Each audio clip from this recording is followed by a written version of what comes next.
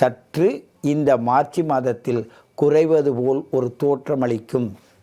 அந்த தோற்றத்தை முறியடிக்க வேண்டுமானால் நீங்கள் அவசியம் உங்கள் குலதெய்வத்தை கேட்டு தெரிந்து கொள்ளுங்கள். முன்னோர்கள் வழி நடந்தால் அதை கேட்டு அதன்படி நீங்கள் அங்கே என்ன செய்ய வேண்டும், அவர்களுடைய முறை எப்படி கையாளுகிறார்கள் என்பதை அவர்களை கேளுங்கள்.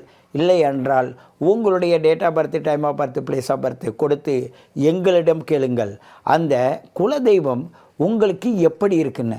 ஏன் எங்களை கேளுங்கள்னு சொல்கிறோன்னா, அந்த குலதெய்வத்தை மாந்தின்னு ஒரு கிரகம் பிடிச்சிரும். இந்த 9 கிரகம் இல்லாமல் ஒரு இது.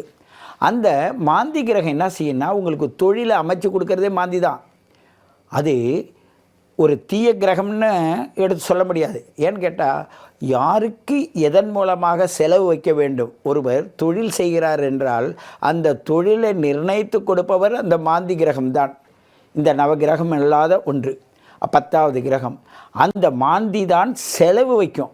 இந்த பூமியில் பிறந்த உங்களுக்கு செலவு செய்யறதுக்காக அந்த மாந்தி எந்த இடத்தில் இருக்கிறதோ அந்த இடத்தின் அதிபதிக்கு திரிகோணஸ்தானம் எங்கே இருக்குன்னு பார்த்து, அந்த அதிபதி எங்கே இருக்கிறார் என்று பார்த்து, அதன் மூலமாக அம்மா ஐயா உங்களுடைய வாழ்க்கையில் இந்த கிரகம் இப்படி இருப்பதனால் உங்களுக்கு இன்னென்ன சம்பவங்கள் நடந்து கொண்டிருக்கும், இன்னாரோடு இந்த சம்பவம் நடக்கும், குடும்பத்தில் யார் இப்படியெல்லாம் செய்வார்கள், குடும்பத்தை யார் உங்களுக்கு தகுதியற்ற நிலைக்கு எடுத்து செல்கிறாங்க, யார் தகுதி உள்ள இடத்துக்கு எடுத்து செல்கிறாங்கன்னா அது பிரித்து காட்டிவிடும்.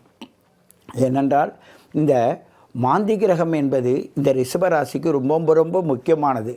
காரணம் என்றால், பிறப்பை கொடுக்கக்கூடிய அந்த சுக்கிர பகவான் என்றாலும், அந்த ரிஷபராசிக்கு அதிபதியாக இருந்தாலும், அந்த பிறப்புக்கும் ஒரு முடிவு கட்டக்கூடியது தான் அந்த மாந்தி கிரகம்.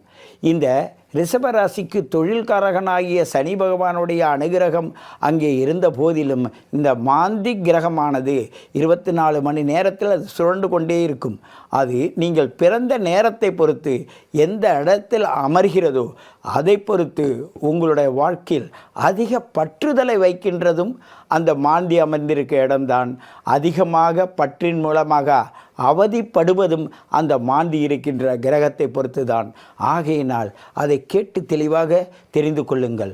உங்களுடைய வாழ்க்கையில் எண்ணற்ற பிரச்சனைகளை, ஏன் உங்கள் செல் நம்பர் இருக்குன்னா அந்த செல் நம்பரில் 10 நம்பரில் எந்த நம்பரில் அந்த மாந்தி உட்காந்துருக்குன்னு பார்த்து, ஆகையினால் நீங்கள் பேசும்போது பிரச்சனை எடுத்து விட்டுரும்.